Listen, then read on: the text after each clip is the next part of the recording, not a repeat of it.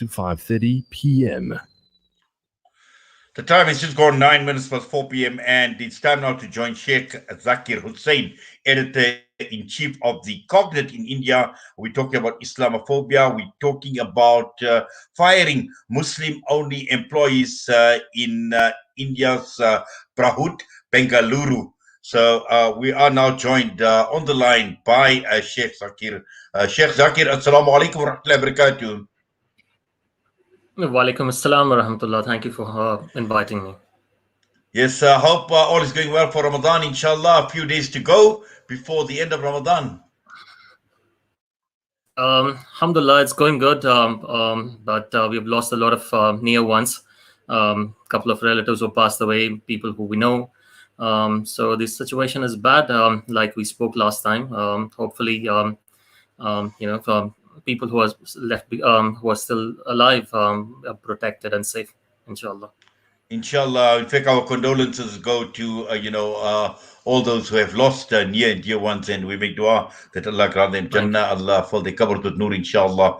Now, let's talk about Islamophobia in India, and obviously this is an ongoing problem. It's an ongoing issue, and we're talking about Bruhat, Bengaluru.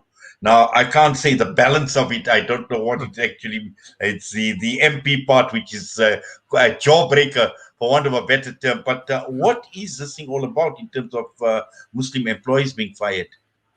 Well, the Bruhat Bengaluru Mahanagara Palike, or BBMP, is the city municipal corporation.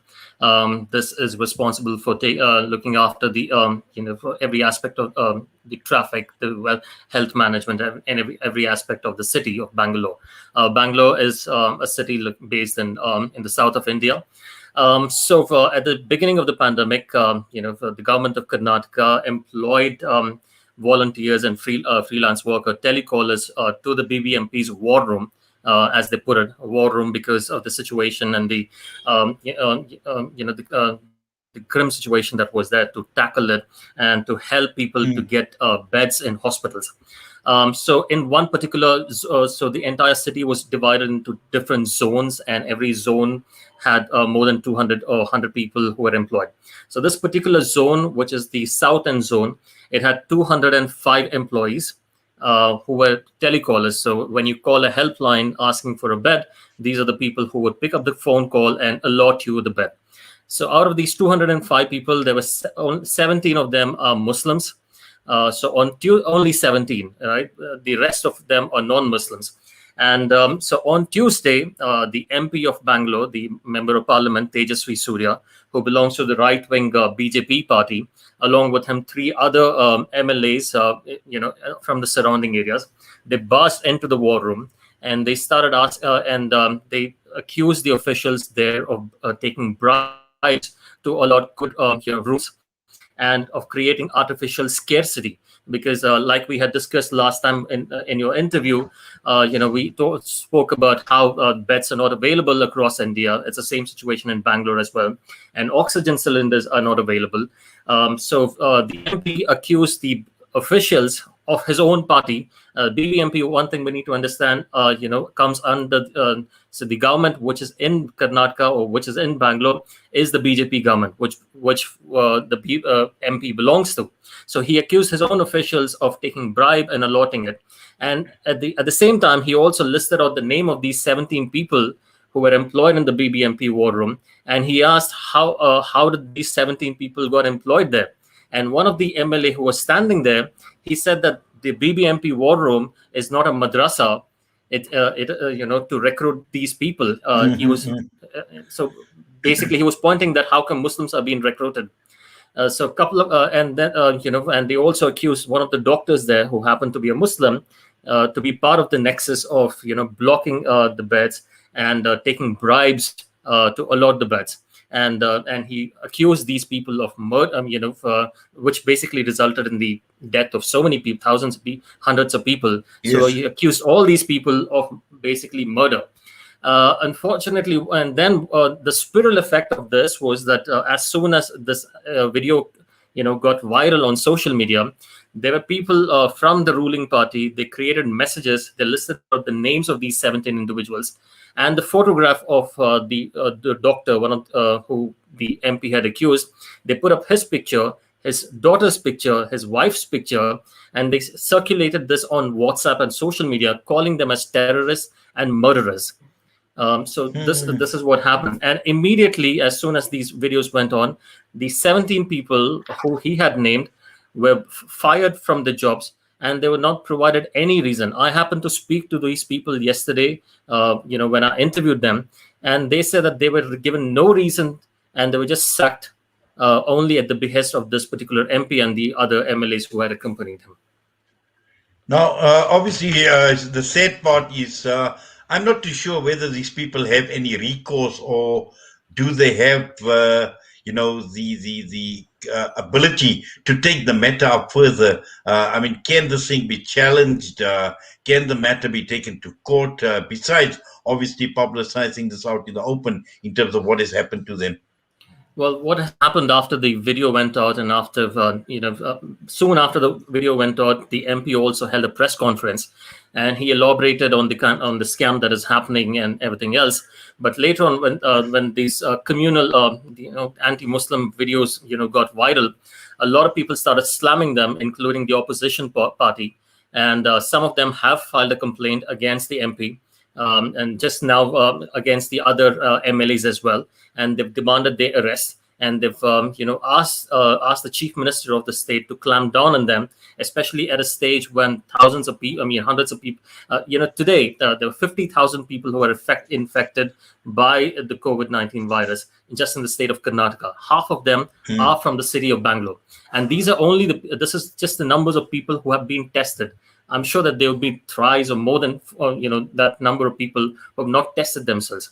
At this situation, when people are dying and people are not able to get beds, these people are attempting to communalize everything and trying to divert the attention of the public at their own incompetency. I mean, we need to understand, allotting the bed is the responsibility of the government. Just a couple of days ago, 17 people at one hospital died because they couldn't get oxygen on time. 17 people. There was one person, a 22-year-old guy who had just married a couple of days ago. He died in front of his parents' eyes. I mean, that's the situation. So people are accusing these people of diverting the attention of their own incompetency by accusing the Muslims. This is exactly what they did last year as well. When the pandemic started, they started accusing the Tablighi Jamaat and in turn the entire Muslim community of being the super spreaders of the virus. So this is the repeat of what's happening last year. And coming to your question in particular, yes, the 17 people have approached a lawyer, so they are taking his counsel, and I'm sure that they would be filing a complaint against these people. But apart from the 17, there are also people from the opposition parties and civil society organization who are also filing complaints from their end against this individual. And Inayat Bhai, the other thing interesting, that happened today was one of the MLAs who was in the video who asked, how come Muslims were recruited. He is now accused of being part of the very scam that he was accusing others of. One of the newspaper reported that this guy, he had employed his own people in the COVID war room, and they were allotting. Some of them were taking bribes, and some of them were allotting bets to their own supporters. This is a complete U-turn, and their malicious attempt to malign the Muslim community has been exposed. It stands exposed. If you just look at the India's Twitter and social media, you will be seeing all the hashtags of how these guys are being exposed in front of the world. Well, certainly, and I think even when one looks at it, just to divert and looking at India, looking at the national government as well, because we're seeing so much coming through in terms of the incompetence and the inefficiency of the government, the ruling government, the BJP, and it appears as if many of them are coming under a lot of fire at this point in time in terms of how they've been managing this entire crisis and pandemic. Exactly. One of the things, what has happened, I think we had discussed this again last time as well, many of the interviews. For the past 1 year, ever since the pandemic started, the Muslim community in India, across India, and not just in one particular place, but across India, are at the forefront of fighting the coronavirus. right from giving, performing the last rites of people who have died of coronavirus, irrespective of what religion they belong to, from providing hospital beds, from providing food to the ones who are not able to afford it, to providing, to search for hospital beds, to setting up call centers, right? In the city of Bangalore, for example, I know a lot of my friends who have run their own organizations. They have set up their own call centers, to help these people get a bed.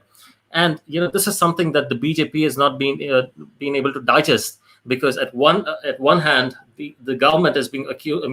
People are slamming the government for its inability to provide relief at this juncture. And at the other hand, you have the Muslim community, who is putting all their efforts, everything that they have to save people, putting their own lives at risk. So this is something they're not able to digest, and that's the reason they want to divert it. Just yesterday, one of the minister in the government of Karnataka, he said that the reason why the beds are not available in Karnataka is because of Muslim organizations. This is such a shameful statement. They've exposed themselves. So, and Alhamdulillah, unlike last time, what is good about this time is a lot of people from the civil society, a lot of non-Muslims are coming forward in support of Muslims, because they have seen what the Muslim community has done. Many of them have lost their loved ones, and when they were not able to go and perform the last rites of their own people, it were the Muslims who were there performing the last rites and giving the emotional support that they required. So this is something, although the BJP has exposed themselves, but it has also given an opportunity for the entire country to see the extent the Muslim community is working to fight this pandemic. Well, Jazakallah khair, and so much for that, Sheikh Zakir. And thank you so much. Inshallah, I'm sure you and I will be touching base from time to time on a number of issues. But for now, all the best to you for the rest of the month of Ramadan. And also, I'm sure with the day of Eid coming up, inshallah, have a wonderful Eid Mubarak to you. And Allah keep you and everybody else around you, your loved ones. Allah keep you all safe and healthy, inshallah. Ameen. Thank you so much for the opportunity, and Eid Mubarak to you beforehand and to all your listeners. Jazakallah. Ameen. Assalamu alaikum wa rahmatullahi wa barakatuh. Wa alaikum assalam wa rahmatullah.